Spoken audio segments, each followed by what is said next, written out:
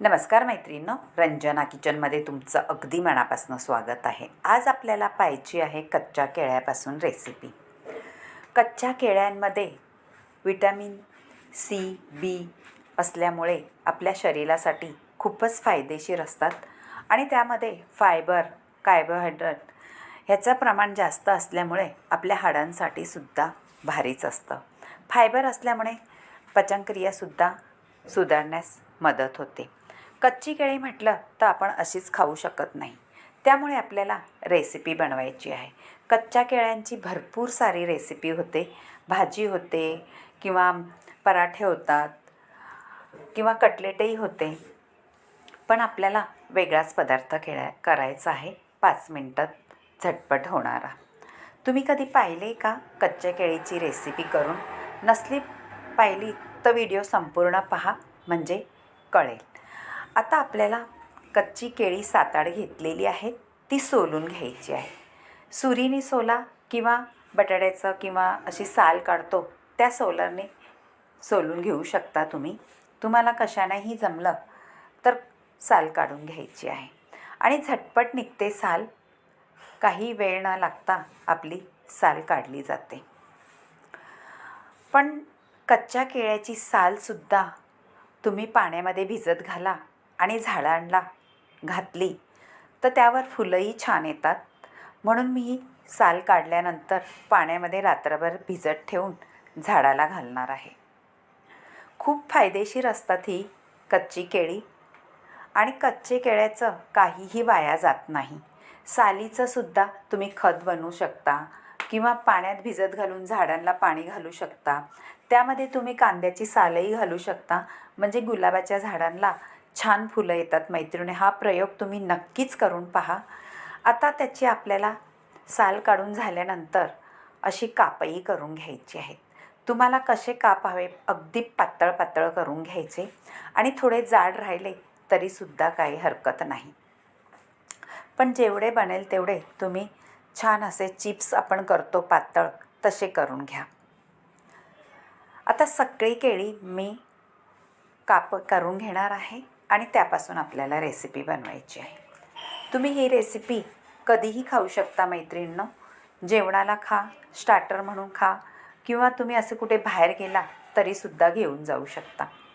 आता त्यामध्ये आपल्याला घालायचं आहे मीठ, हळद आणि थोडंसं आपला लाल तिखट घालायचं आहे आणि आपल्याला सगळं चोळून ठेवायचं आहे.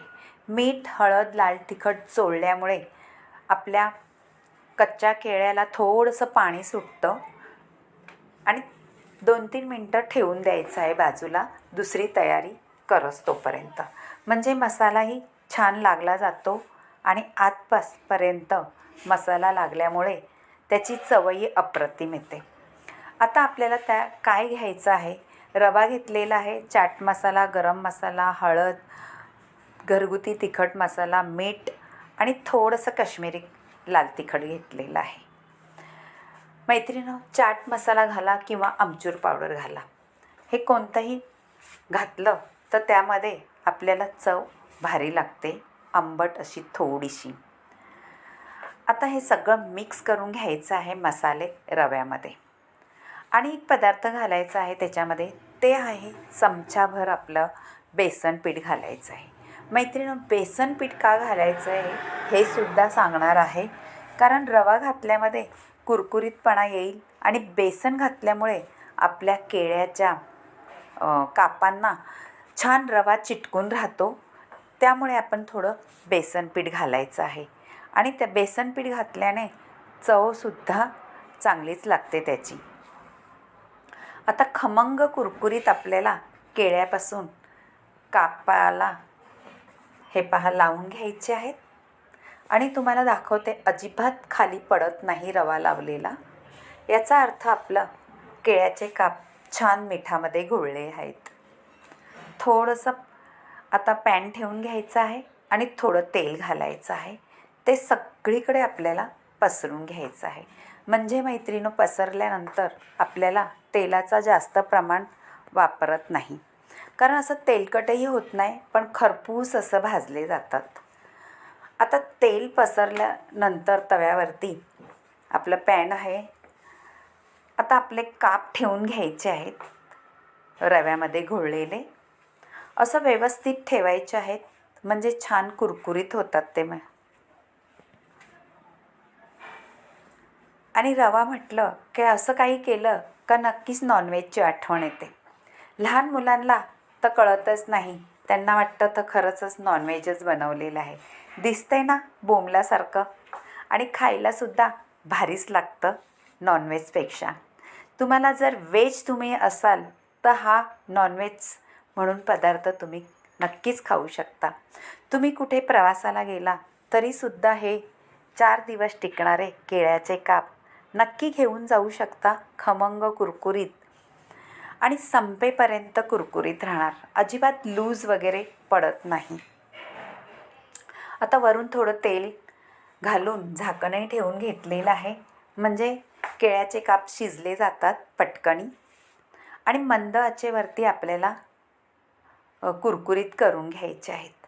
पहा मैत्रिणी, तुम्हाला असं जर आवडलं तर खरंच रंजना किचनला लाईक करा, शेअर करा, कमेंट करायला विसरू नका आणि सबस्क्राईब करा.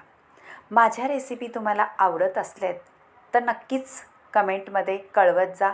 आणि तुम्ही व्हिडिओ कुठून पाहता, माझ्या व्हिडिओमध्ये तुम्हाला काही वेगळं काही सांगायचं असलं ते सुद्धा सांगू शकता, कारण हे आपलं घरचंच चॅनल आहे असं समजून मला तुम्ही कमेंटमध्ये लिहून पाठवू शकता.